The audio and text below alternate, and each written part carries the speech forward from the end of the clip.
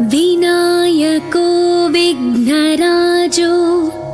गौरीपुत्रो गणेश्वरः स्कन्दाग्रजो व्ययः पूतो दक्षोऽध्यक्षो द्विजप्रियः अग्निगर्भच्छिदिन्द्रश्रीप्रदो वाणीप्रदो व्ययः सर्वसिद्धिप्रदः शर्वतनयः शर्वरीप्रियः सर्वात्मकः सृष्टिकर्ता देवोऽनेकार्चितः शिवः शुद्धो बुद्धिप्रियः शान्तो ब्रह्मचारी गजाननः द्वैमात्रयो मुनिस्तुत्यो भक्तविघ्नविनाशनः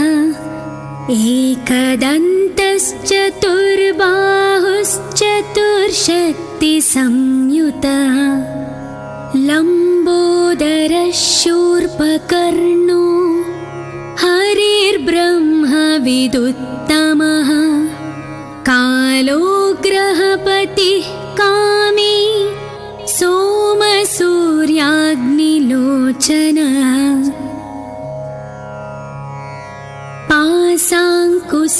पाशाङ्कुशधरश्चण्डो गुणातीतो निरञ्जनः अकल्मषः स्वयं सिद्धः सिद्धार्चितपदाम्बुजः बीजपूरफलासक्तो वरदः शाश्वतः कृती द्विजप्रियो वीतभयो गदी चक्रीक्षुचापधृत् श्रीदोज उत्पलकरः श्रीपतिस्तुतिहर्षितः कुलाद्रिभेता जटिलः कलिकल्मषनाशनः चन्द्रचूडामणिः कान्तः पापहारी समाहितः आश्रितश्रीकरः सौम्ये भक्तवाञ्छितदायकः शान्तः कैवल्यसुखदः सच्चिदानन्दविग्रहः ज्ञानी दयायुतो दान्तो ब्रह्मद्वेषविवर्जितः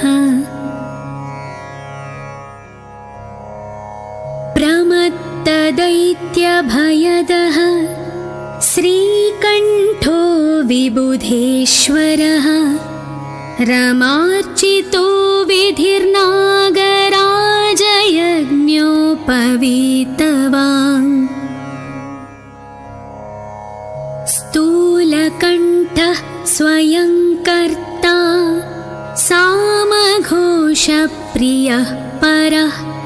स्थूलतुण्डोऽग्रणीर्धीरो वागीशः सिद्धिदायकः दूर्वाबिल्वप्रियो व्यक्तमूर्तिरद्भुतमूर्तिमान्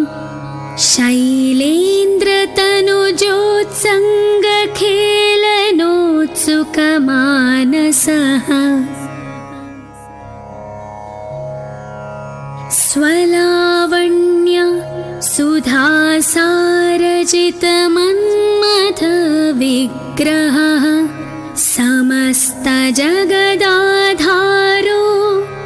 मायामूषकवाहनः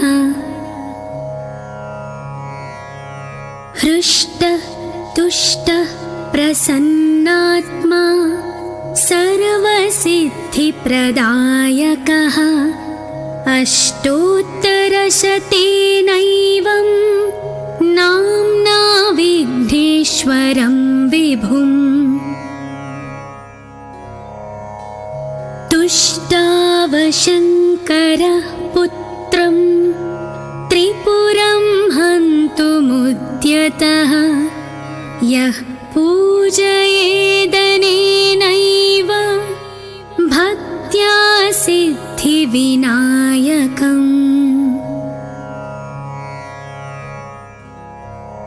दूर्वादलैः बिल्वपत्रैः पुष्पैर्वा चन्दनाक्षतैः सर्वान् कामानवाप्नोति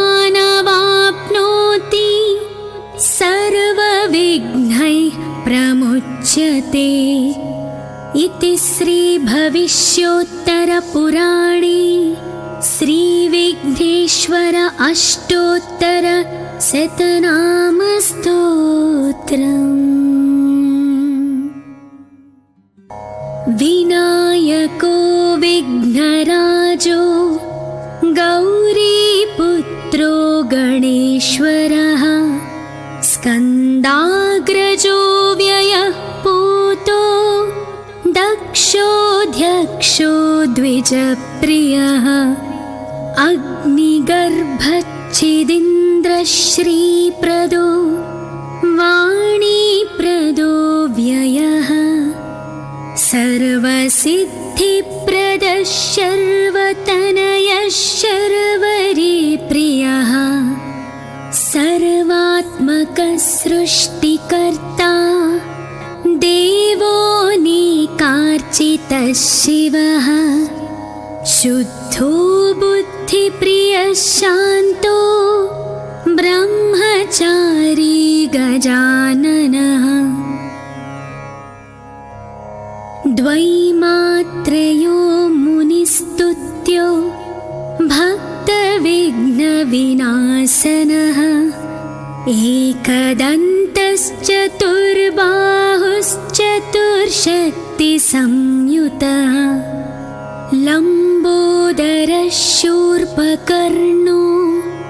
हरिर्ब्रह्मविदुत्तमः कालो ग्रहपतिः कामी सोमसूर्याग्निलोचनः पाशाङ्कुशधरश्चण्डो गुणातीतो निरञ्जनः अकल्मषस्वयं सिद्धः सिद्धार्चितपदाम्बुजः बीजपूरफलासक्तो वरदः शाश्वतः कृती द्विजप्रियो वीतभयो गदीचक्रीक्षुचापधृत् श्रीदोज उत्पलकरः श्रीपतिस्तुतिहर्षितः कुलाद्रिभेता जटिलः कलिकल्मषनाशनः चन्द्रचूडामणिः कान्तः पापहारी समाहितः आश्रितश्रीकरः सौम्ये भक्तवाञ्छितदायकः शान्तः कैवल्यसुखदः सच्चिदानन्दविग्रहः ज्ञानी दयायुतो दान्तो ब्रह्मद्वेषविवर्जितः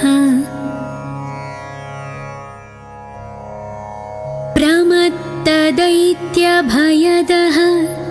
श्रीकण्ठो विबुधेश्वरः रमार्चितो विधिर्नागराजयज्ञोपवीतवान् स्थूलकण्ठः स्वयं कर्ता सामघोषप्रियः परः स्थूलतुण्डोऽग्रणीर्धीरो वागीश सिद्धिदायकः दूर्वा बिल्वप्रियो व्यक्तवान्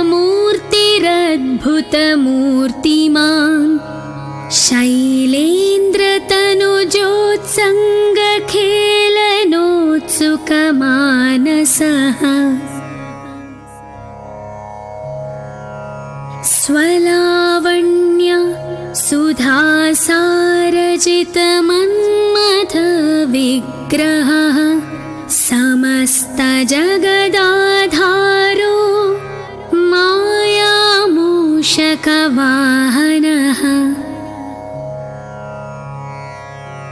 हृष्टः तुष्टः प्रसन्नात्मा सर्वसिद्धिप्रदायकः अष्टोत्तरशतेनैवं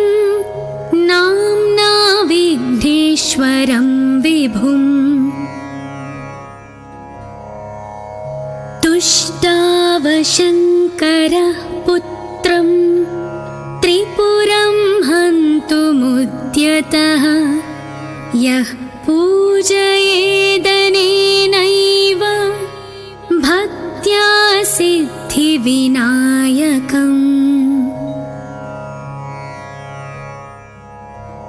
दूर्वादलैः बिल्वपत्रैः पुष्पैर्वा चन्दनाक्षतैः सर्वान् कामानवाप्नोति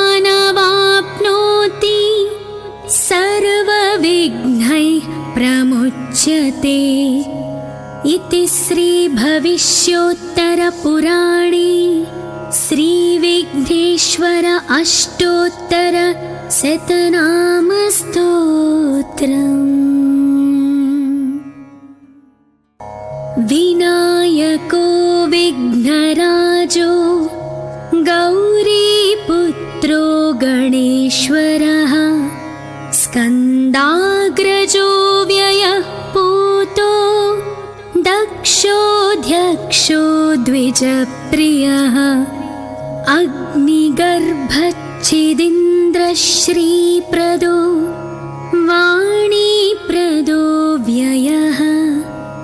सर्वसिद्धिप्रदः शर्वतनयः शर्वरीप्रियः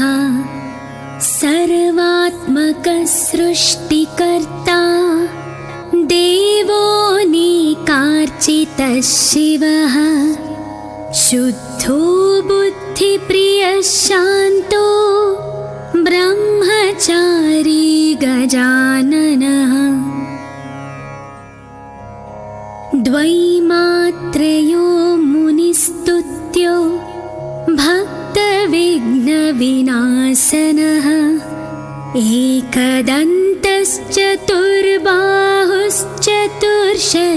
एकदन्तश्चतुर्बाहुश्चतुर्शक्तिसंयुतः लम्बोदरः शूर्पकर्णो हरिर्ब्रह्मविदुत्तमः कालोग्रहपतिः कामी सोमसूर्याग्निलोचनः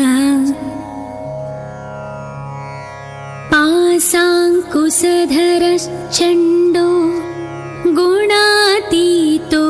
निरञ्जनः अकल्मषः स्वयं सिद्धः सिद्धार्चितपदाम्बुजः बीजपूरफलासक्तो वरदः शाश्वतः कृती द्विजप्रियो वीतभयो गदीचक्रीक्षुचापधृत् श्रीदोज उत्पलकरः श्रीपतिस्तुतिहर्षितः कुलाद्रिभेता जटिलः कलिकल्मषनाशनः चन्द्रचूडामणिः कान्तः पापहारी समाहितः आश्रितश्रीकरः सौम्ये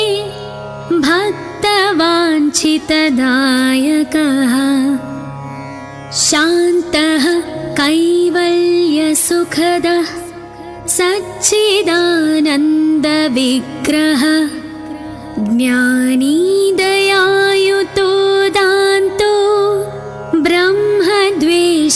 विवर्जितः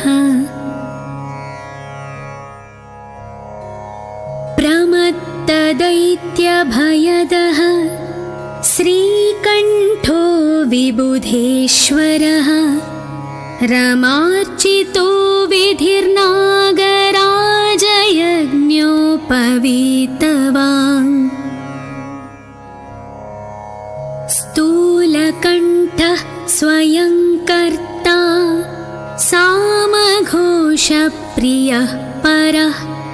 स्थूलतुण्डोऽग्रणीर्धीरो वागीश सिद्धिदायकः दूर्वा बिल्वप्रियो व्यक्तमूर्तिरद्भुतमूर्तिमान्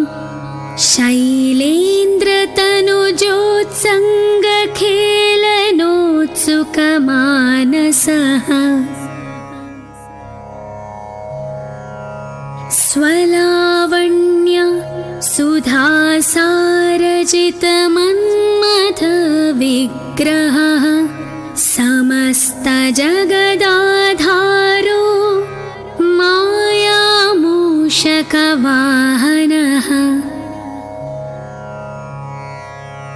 हृष्टः तुष्टः प्रसन्नात्मा सर्वसिद्धिप्रदायकः अष्टोत्तरशतेनैवं नाम्ना विघ्नेश्वरं विभुम्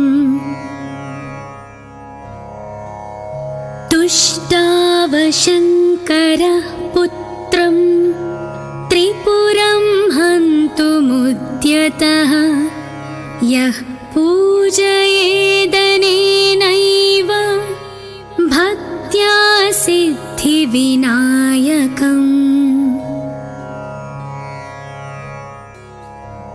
दूर्वादलैः बिल्वपत्रैः पुष्पैर्वा चन्दनाक्षतैः सर्वान् कामानवाप्नोति सर्वविघ्नैः प्रमुच्यते इति श्रीभविष्योत्तरपुराणे श्रीविघ्नेश्वर अष्टोत्तरशतनामस्तोत्रम्। विनायको विघ्नराजो गौरीपुत्रो गणेश्वरः स्कन्दाग्रजो व्ययः पूतो दक्षोऽध्यक्षो द्विजप्रियः अग्निगर्भच्छिदीन्द्रश्रीप्रदो वाणीप्रदो व्ययः सर्वसिद्धिप्रदः शर्वतनयः शर्वरीप्रियः सर्वात्मकः सृष्टिकर्ता देवोऽनेकार्चितः शिवः शुद्धो बुद्धिप्रियः शान्तो ब्रह्मचारी गजाननः द्वैमात्रयो मुनिस्तुत्यो भक्तविघ्नविनाशनः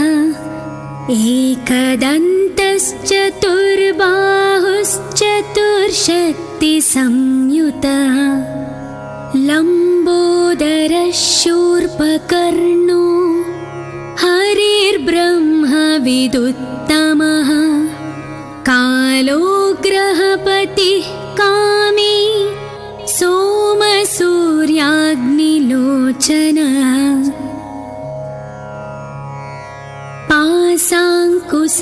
पाशाङ्कुशधरश्चण्डो गुणातीतो निरञ्जनः अकल्मषः स्वयं सिद्धः सिद्धार्चितपदाम्बुजः बीजपूरफलासक्तो वरदः शाश्वतः कृती द्विजप्रियो वीतभयो गदे चक्रीक्षुचापधृत् श्रीदोज उत्पलकरः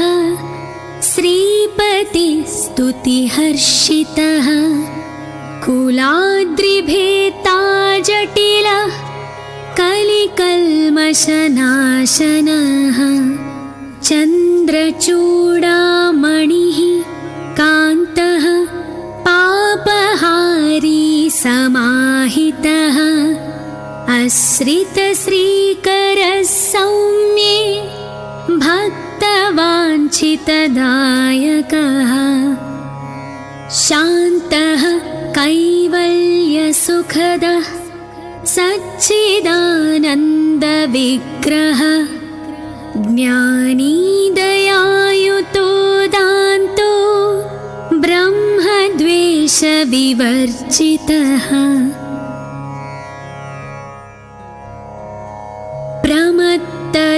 प्रमत्तदैत्यभयदः श्रीकण्ठो विबुधेश्वरः रमार्चितो विधिर्नागराजयज्ञोपवीतवान्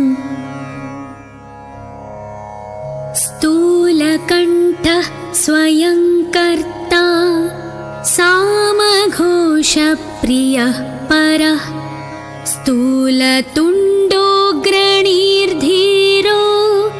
वागीश सिद्धिदायकः दूर्वाबिल्वप्रियो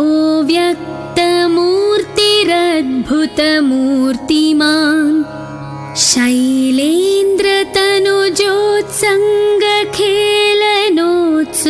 शैलेन्द्रतनुजोत्सङ्गखेलनोत्सुकमानसः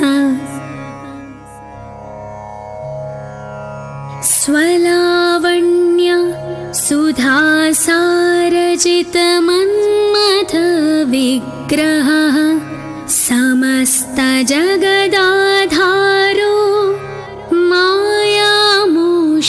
मायामूषकवाहनः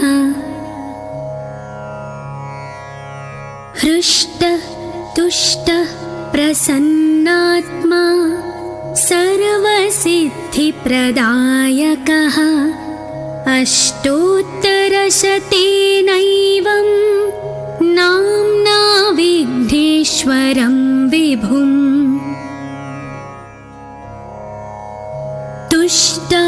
तुष्टावशङ्करः पुत्रं त्रिपुरं हन्तुमुद्यतः यः पूजयेदनेनैव भक्त्या सिद्धिविनायकम्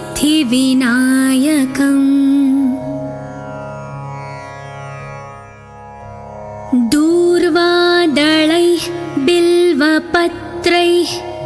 पुष्पैर्वा चन्दनाक्षतैः सर्वान् कामानवाप्नोति सर्वविघ्नैः प्रमुच्यते इति श्रीभविष्योत्तरपुराणे श्रीविघ्नेश्वर अष्टोत्तरशतनामस्तोत्रम् विनायको विघ्नराजो गौरीपुत्रो गणेश्वरः स्कन्दाग्रजो व्ययः पूतो दक्षोऽध्यक्षो द्विजप्रियः अग्निगर्भच्छिदीन्द्रश्रीप्रदो वाणीप्रदो व्ययः सर्वसिद्धिप्रदः शर्वतनयः शर्वरीप्रियः सर्वात्मकः सृष्टिकर्ता देवोऽनेकार्चितः शिवः शुद्धो बुद्धिप्रियः शान्तो ब्रह्मचारी गजाननः द्वैमात्रयो मुनिस्तुत्यो भक्तविघ्नविनाशनः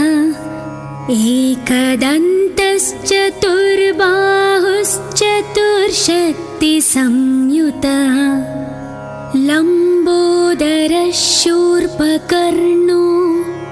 हरिर्ब्रह्म विदुत्तमः कालो ग्रहपतिः कामी सोमसूर्याग्निलोचनः पासाङ्कुशधरश्चण्डो गुणातीतो निरञ्जनः अकल्मषः स्वयं सिद्धः सिद्धार्चितपदाम्बुजः बीजपूरफलासक्तो वरदः शाश्वतः कृती द्विजप्रियो वीतभयो गदीचक्रीक्षुचापधृत् श्रीदोज उत्पलकरः श्रीपतिस्तुतिहर्षितः कुलाद्रिभेता जटिलः कलिकल्मषनाशनः चन्द्रचूडामणिः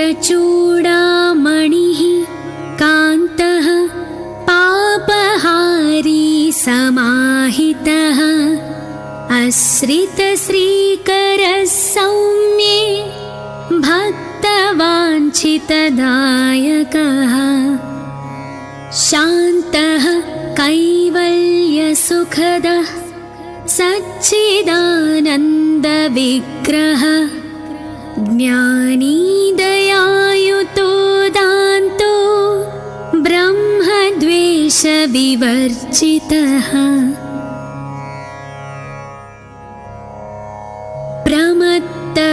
प्रमत्तदैत्यभयदः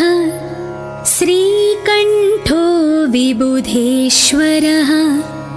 रमार्चितो विधिर्नागराजयज्ञोपवीतवान् स्थूलकण्ठः स्वयं कर्ता सामघोषप्रियः परः स्थूलतुण्डोऽग्रणीर्धीरो वागीशः सिद्धिदायकः